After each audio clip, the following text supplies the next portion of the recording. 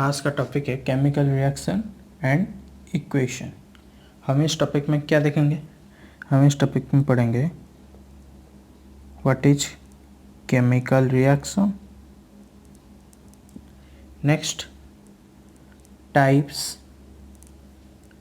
Next how to balance the chemical equations and what is balance and unbalanced chemical equations। ठीक है, हम इस topic में इतने सारे चीज़ कवर करेंगे। ठीक है ना? ठीक है, तो फिर चलते हैं। पहले वाला चीज़ क्या है? यह है पहला, व्हाट इज केमिकल रिएक्शन। ठीक है, अब हम केमिकल रिएक्शन क्या है इसके ऊपर अब जाएंगे। उससे पूर्व हमें एक और चीज़ जाननी है कि एक्चुअल फिजिकल चेंज और केमिकल चेंज, इन दोनों में अंतर क्या है और ये दोनों है क्या चीज़। ठीक है, होता क्या है फिजिकल चेंज? फिजिकल चेंज कुछ नहीं, बस कोई भी चीज़ का फिजिकल अपीयरेंस बदलना होता है फिजिकल चेंज, जिसको हम कहते हैं क्या? Definition, the change in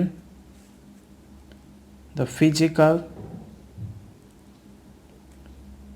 characteristic, that is क्या क्या हमारा आ गया शेप, फिर आ गया हमारा साइज, फिर आ गया हमारा एरिया, कलर एट्सेट्रा। अगर इसी चीज़ का कोई भी एक सब्सटेंसेस, ठीक है, ऑफ ए सब्सटेंसेस, ठीक है, कोई भी एक सब्सटेंस का अगर शेप, साइज, एरिया, कलर, इसी तरह चीज़ों का परिवर्तन होना, तो फिर हम उसको बोल देंगे फिजिकल चेंज। और ये क्या होता है? ये रिवर्सेबल होता है, यानी वापस से अपने पिछले वाले स्थिति यानी स्टेट पे आ सकता है। ठीक है, ओके। तो फिर इसका एग्जाम्पल क्या आएगा? सिंपल सा, that is melting of water, sorry ice, boiling of water etcetera. These are the examples. तो फिर समझ में आ गया फिजिकल चेंज क्या होता है। अब देखेंगे केमिकल चेंज क्या होता है। What is chemical change? ठीक है, इसमें क्या होता है, कोई भी एक सब्सटेंस ले लो, कोई भी एक सब्सटेंस, ठीक है, ये अपने आप या फिर किसी और एक सब्सटेंस के साथ मिलके कोई एक नया सब्सटेंस तैयार करता है। ठीक है, दैट मीन्स इसका क्या होता है, जो नया सब्सटेंस बनता है उसमें से क्या होता है, जो भी पहले वाले सब्सटेंस में जो भी एलिमेंट एग्जिस्ट करते थे वही एलिमेंट रहते हैं, कोई नया एलिमेंट आके ऐड नहीं होता। ठीक है, एलिमेंट वही रहते हैं, लेकिन उनके बीच के केमिकल बॉन्डिंग टूट जाते हैं। ठीक है, और वो नए सिरे से अरेंज हो जाते हैं। ठीक है, तो फिर इसका डेफिनेशन क्या आता है? देखिए, the atomic arrangement of the old substances lead to the formation of new product is called chemical change. ठीक है, अब इसका ये क्या होता है, इरिवर्सिबल। ये वापस से अपने आप ज़्यादातर नहीं जा सकते, सिर्फ कुछ को छोड़ के, ठीक है, 90% नहीं जाते हैं, रिवर्सिबल नहीं होते, ये इरिवर्सिबल होते हैं, ठीक है। अब इसका एग्जाम्पल क्या लेते हैं, बड़ा सिंपल सा एग्जाम्पल है। एसिड को अगर बेस के साथ मिला देते हैं तो फिर क्या हो जाता, वाटर आ जाता है, ठीक है। फिर नेचर में क्या होता है, आयरन का रस्टिंग होना,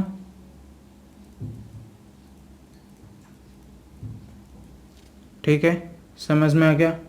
अब देखिए और क्या हो सकता है, हमारा कुकिंग हो सकता है, ठीक है, ये सब हो सकता है केमिकल चेंजेस के एग्जांपल्स। अब आपको अच्छी तरह से समझ में आ चुका होगा कि फिजिकल चेंज क्या है और केमिकल चेंज क्या है। अब इसको आधार करके हम हमारा टॉपिक आगे बढ़ाएंगे, जो कि हमारा केमिकल रिएक्शन, ठीक है। अब पहले अगर नोट लेना चाहते हैं तो स्क्रीनशॉट ले लीजिए। अब देखते हैं केमिकल रिएक्शन क्या है।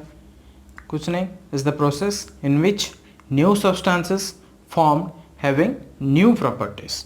दैट मीन्स जो पुराने वाला सब्सटेंस होते हैं, जो पुराने वाले सब्सटेंस होते हैं, वो अगर किसी और एक सब्सटेंस के साथ या फिर वो खुद, इधर वो किसी और एक सब्सटेंस के साथ मिलके या फिर खुद ही डिकम्पोज हो जाएंगे, खुद होंगे, तो अगर ऐड होंगे तो एडिशन हो जाएगा, एडिशन होके एक नया प्रोडक्ट लॉन्च करते हैं,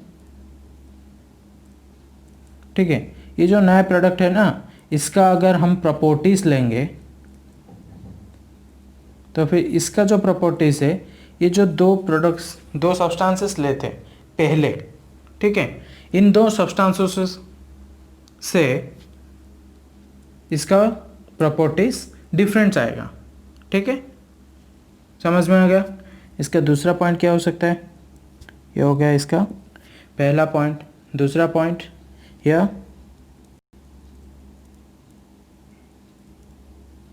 केमिकल चेंजेस होते हैं, इट इन्वॉल्व्स केमिकल चेंजेस, समझ में आ गया। तो फिर तीसरा, केमिकल रिएक्शन के दौरान जो भी रिएक्टिंग सब्सटेंसेस है, इन लोगों के एटम्स के, ठीक है, ये जो भी सब्सटेंसेस रिएक्ट हो रहे हैं उनको हम रिएक्टिंग सब्सटेंसेस बोल रहे हैं। उन दो रिएक्टिंग सब्सटेंसेस के एटम क्या होगा, एटम के रीअरेंजमेंट होंगे, क्या, बॉन्ड्स।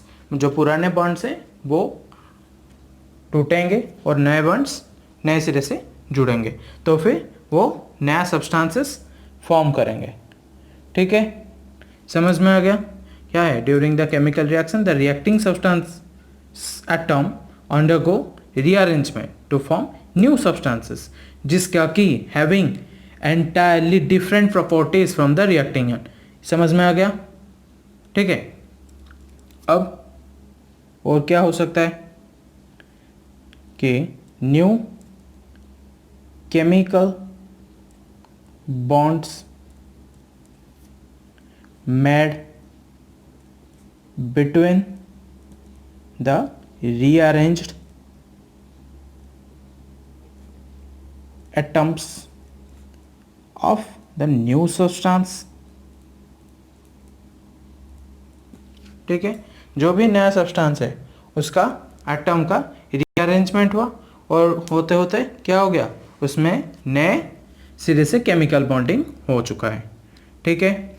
और सबसे बड़ी इम्पोर्टेंट बात जो कि मैंने पहले भी कह चुके हूँ, ठीक है, क्या, यहाँ पर सिर्फ रीअरेंजमेंट होता है, ओनली रीअरेंजमेंट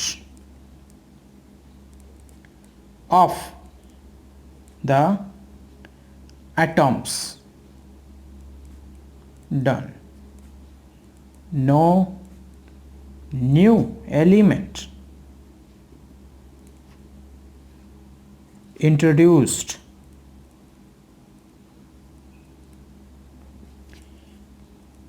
into it। समझ में आ गया। सबसे बड़ी चीज़ है कि इसमें सिर्फ जो भी केमिकल रिएक्शन होते हैं उसमें सिर्फ रीअरेंजमेंट होते हैं एटम्स के, जो कि सब रिएक्टिंग सब्सटेंसेस के एटम्स के रीअरेंजमेंट होते हैं। कोई भी नया एलिमेंट ऐड नहीं होता। सिर्फ जितने एलिमेंट है, सपोज हाइड्रोजन, ऑक्सीजन, नाइट्रोजन है, तो फिर उसी तीनों के लेके नए सिरे से केमिकल बॉन्डिंग होके उन लोगों में नया रीअरेंजमेंट होगा, और नया रीअरेंजमेंट हो गए नया प्रोडक्ट लॉन्च होगा। ठीक है, कोई भी नई एलिमेंट इंट्रोड्यूस नहीं हो सकता। ठीक है, अब देखते हैं इसका कुछ एग्जाम्पल्स। ठीक है, क्या कि हमारा मैग्नीशियम जो कि आपके बुक में दिया हुआ है वो इसी को ले लेते हैं, मैग्नीशियम रिबन। ठीक है, अगर ये एटमॉस्फेयर के ऑक्सीजन के साथ इसका रिएक्शन कराया जाए थोड़ी हीट देके, तो फिर ये क्या निकालता है, मैग्नीशियम ऑक्साइड। ठीक है, जो कि वाइट कलर के होता। ठीक है, हमारा देखे ये मैग्नीशियम रिबन, ये एक सब्सटेंस हुआ, ये ऑक्सीजन, ये सेकेंड सब्सटेंस हुआ। इसमें कौन सा एलिमेंट है, मैग्नीशियम, दैट इज Mg। इसमें मैग्नीशियम है, Mg एलिमेंट है। ऑक्सीजन में क्या है, ऑक्सीजन, तो ये क्या फॉर्म किया, मैग्नीशियम ऑक्साइड, MgO। ठीक है, अब देखो यहाँ पे मैग्नीशियम है और ऑक्सीजन है, दोनों मिला के मैग्नीशियम ऑक्साइड फॉर्म किए। थोड़ी यहाँ पे कार्बन आया या फिर नाइट्रोजन आया या फिर एल्यूमिनियम आया, कोई भी नहीं, जो कि हमारे इस कथन को संबोधित करता है। ठीक है, हमारे इस कथन को प्रूफ करता है। ठीक है, दैट मीन्स सिर्फ इन दोनों के बीच कुछ केमिकल बॉन्डिंग थे, तो फिर टूटे और नया बना और हमें नई प्रोडक्ट मिल गया। ठीक है, समझ में आ गया। Okay, next move on to, अब इसका स्क्रीनशॉट ले लीजिए। जो भी केमिकल रिएक्शन हुआ हमें अभी पढ़ें क्या, मैग्नीशियम ऑक्सीजन के साथ मिलके क्या फॉर्म किया, मैग्नीशियम ऑक्साइड। अब ये रिएक्शन करने के लिए हमें कुछ चीज़ों की ध्यान रखनी है, जो कि है कि हमें पहले मैग्नीशियम रिबन जो है उसको अच्छी तरह से सैंड पेपर से साफ करना पड़ेगा। ठीक है, क्योंकि इसके ऊपर एक प्रोटेक्टिव लेयर लगा हुआ होता है जो कि मैग्नीशियम ऑक्साइड का होता है। अगर ये हट जाएगा तो फिर जल्दी से ये हीट पाते हुए ऑक्सीजन के साथ केमिकल रिएक्शन करके हमें क्विकली हमारा प्रोडक्ट दे सकता है। ठीक है, सिर्फ इसी वजह से हम इसको साफ करते हैं। ठीक है, तो फिर समझ में आ गया। Before burning the magnesium ribbon in air is clean by the help of sandpaper to remove the protective layer of magnesium oxide from its surface so that it may readily combine with the oxygen in air to complete the reaction by the help of heating it। ठीक है, अब जब हम इसको ले लिए, मान लियो ये है रिबन मैग्नीशियम के। ठीक है, इसको हम साफ कर दिए। ठीक है, सैंड पेपर के हेल्प से इसको साफ कर दिए। और इसको कैसे एक्चुअल में हम इसको कैसे ट्रीटमेंट करेंगे, पहले साफ कर लिए, मैग्नीशियम रिबन लाए, इसको अच्छी तरह से इसके प्रोटेक्टिव लेयर हटा दिए, फिर इसको एक चिमटे के मदद से इसको ऐसे पकड़ते हैं। ठीक है, और एक बुनसन बर्नर को ऑन करके इसको जलाएंगे। जब इसको जलाएंगे तो फिर और इसको हीट देंगे। ठीक है, दैट मीन्स इट बर्न्स। जब जलेगा तो जलते हुए ये क्या देगा, एक बड़ी सी तीखी सफ़ेद कलर की रोशनी मिलेगी, उसके साथ साथ कुछ पाउडर जमा होंगे जो कि सफ़ेद कलर के होंगे, जिसको हम मैग्नीशियम ऑक्साइड कहते हैं। ठीक है। ड्यूरिंग द हीटिंग प्रोसेस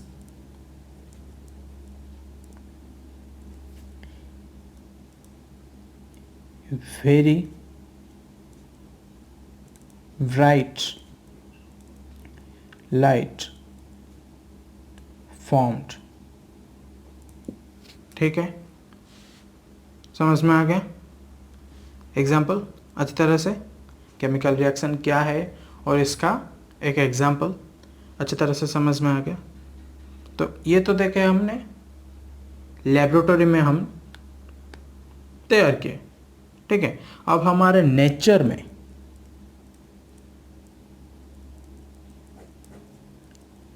कैसे होता है कोई केमिकल रिएक्शन, बता सकते हैं? बहुत आसान है।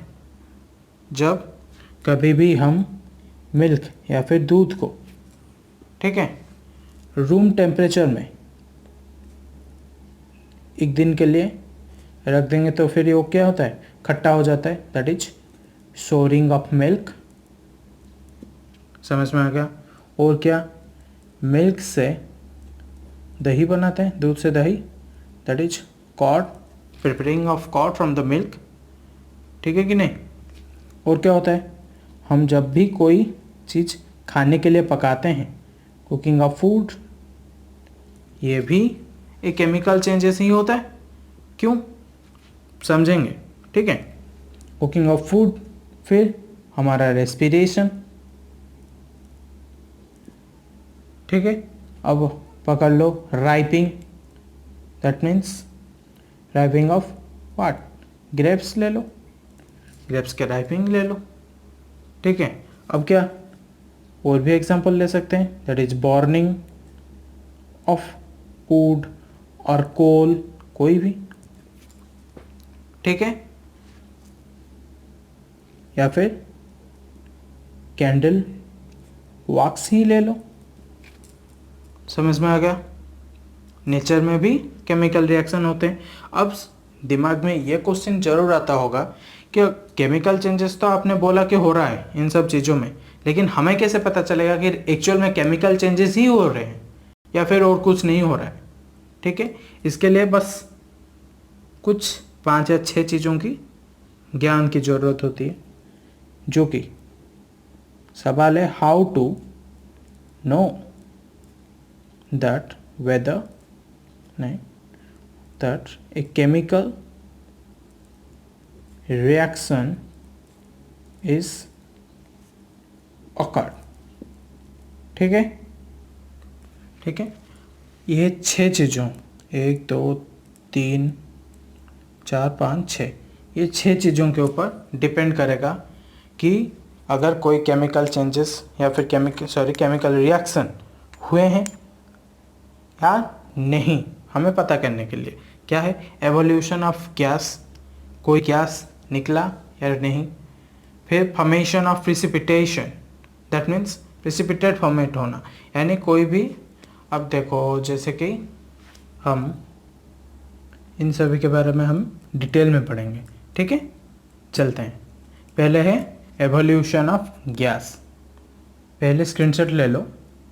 ठीक है, अब देखो एक चीज़, ये जो पहला पॉइंट लिखा हुआ है, इसका सवाल एग्जाम में कुछ इस तरह आ सकता है कि why magnesium ribbon is clean before reacting with oxygen. ठीक है, ये उसका आंसर हो सकता है, होगा। ठीक है, ले लिया screenshot, let move on to next. अब देखते हैं एवोल्यूशन ऑफ गैस, यानी एवोल्यूशन ऑफ गैस की मदद से अगर कोई भी रिएक्शन में गैस निकल रहा है, एवोल्यूट हो रहा है, तो फिर उसके मदद से हम कैसे पता कर सकते हैं कि ये केमिकल रिएक्शन हो रहा है। एक एग्जांपल देख लीजिए, हमने यहाँ पे क्या लिया, कुछ जिंक ग्रैन्यूल्स लिए।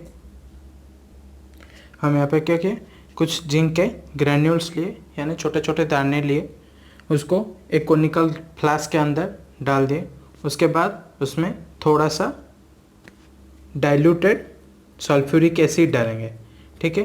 कुछ देर बाद हमें क्या दिखेगा कि जो हम छोटे छोटे दाने लिए थे जिंक के, उसके इर्द गिर्द कुछ बबल टाइप क्रिएट होगा, ठीक है। वो बबल्स कुछ नहीं, हाइड्रोजन गैसेस है, ठीक है। वो बबल्स और कुछ नहीं, बस हाइड्रोजन गैसेस है। एंड जब भी हम उस कोनिकल फ्लास्क को टच करेंगे ना, तो हमें कुछ तापमान बढ़ा हुआ महसूस होगा, ठीक है। That means this rise in some temperature, okay. तो फिर हमें क्या पता चला, कोई भी अगर केमिकल रिएक्शन है उसको हम कैरेक्टराइज कर सकते हैं किसके बेसिस पर, एवोल्यूशन ऑफ गैस के, ठीक है। अब हम चलते हैं, फिर देखते हैं फॉर्मेशन ऑफ प्रेसिपिटेट, ठीक है। अब देखते हैं, पढ़ने से पहले हमें देखते हैं ये प्रेसिपिटेट चीज़ होता क्या है, ठीक है। ये जो चीज़ प्रेसिपिटेट जिसे हम बोलते हैं, ये होता क्या है कि ये एक सॉलिड चीज़ है, सॉलिड प्रोडक्ट, जो कि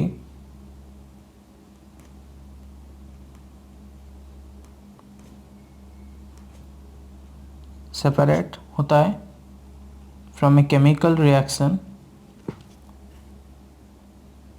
और सेटल हो जाता है कहाँ पे, नीचे।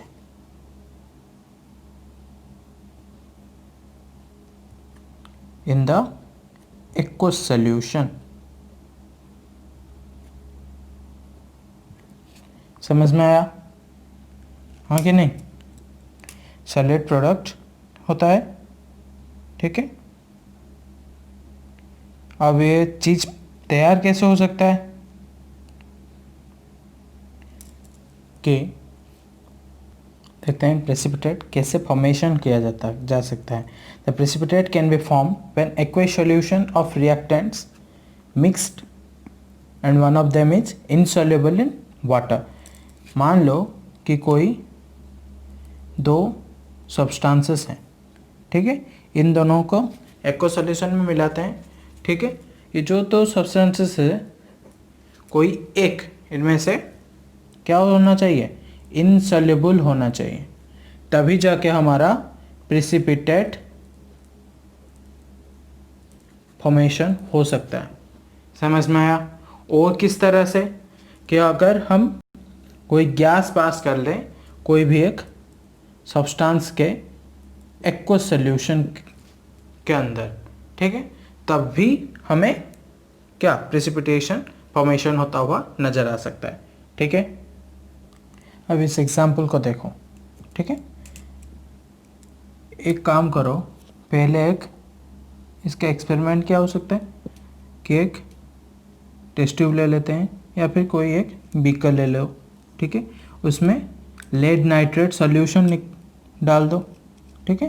ये रहा हमारा लेड नाइट्रेट सॉल्यूशन, ठीक है। उसमें थोड़ा पोटाशियम आयोडाइड मिला लो।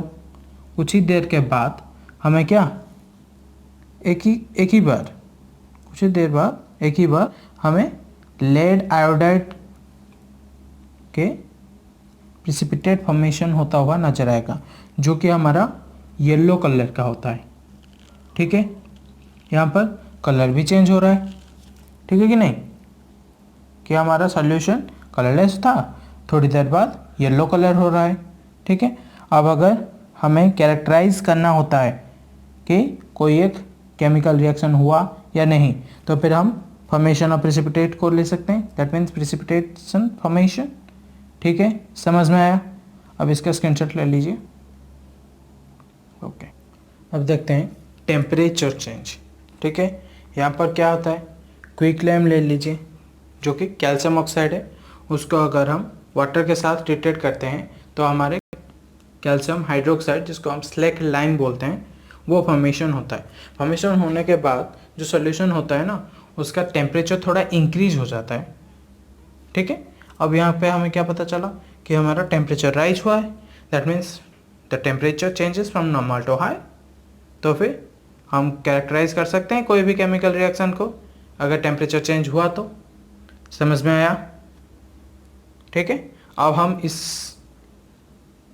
रिएक्शन को एक्सपेरिमेंट करना चाहे तो फिर क्या करेंगे कि कुछ क्विकलैम ले लीजिए, किसमें, एक छोटे से बीकर में जो कि हार्ड ग्लास का होना चाहिए, क्योंकि यहाँ पे ज़्यादा टेम्परेचर चेंजेस हो रहा है, शायद फट जाए अगर लो क्वालिटी के लेंगे तो।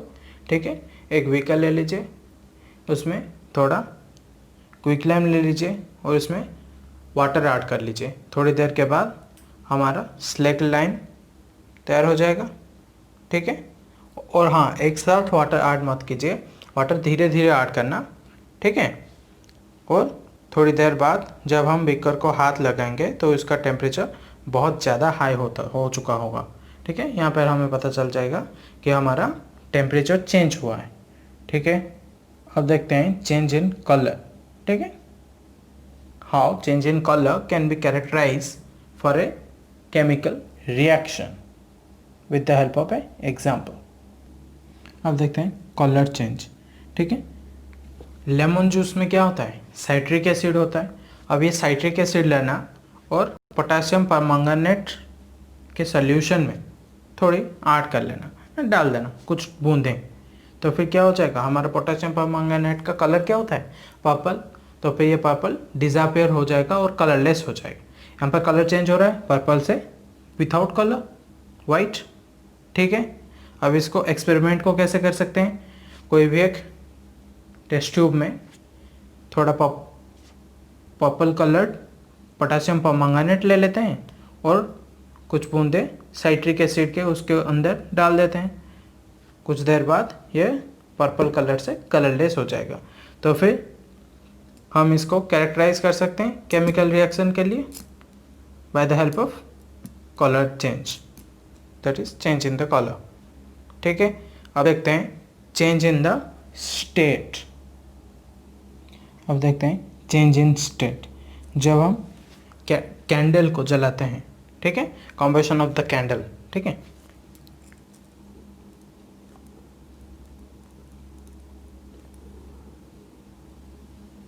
ठीक है ना, जब हम कैंडल को जलाते हैं, ठीक है, तो फिर हमें क्या दिखाई देता है कि कुछ लिक्विड टाइप का चीज़ बहता हुआ नीचे आता है और कुछ धुआं निकलता है।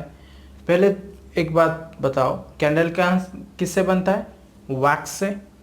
ठीक है, और जो वैक्स होता है वो क्या होता है, सॉलिड होता है, और जो लिक्विड टाइप नीचे गिरा वो क्या हुआ, वाटर था, वाटर लिक्विड फॉर्म में है, और जो कार्बन डाइऑक्साइड निकल गया वो गैस फॉर्म में। तो फिर यहाँ पे स्टेट, मैटर का स्टेट डिफर हो रहा है। That means we can characterise a chemical reaction by the help of the change in the state. ठीक है, आज के लिए बस इतना ही। मिलते हैं अगले वीडियो में जहाँ पर हम डिस्कस करेंगे केमिकल रिएक्शन के बारे में, किसको केमिकल रिएक्शन कहा जाता है, what is chemical reaction, what is balanced and unbalanced chemical reaction, and how to balance the chemical reaction, unbalanced chemical reaction, and why it needed to balance the unbalanced chemical reaction. ठीक है, screenshot ले लीजिए। ठीक है, और video को like share और comment जरूर करना, और एक बात मत भूलना, चैनल को सब्सक्राइब करना और नोटिफिकेशन बेल को दबा देना। Okay, then good bye.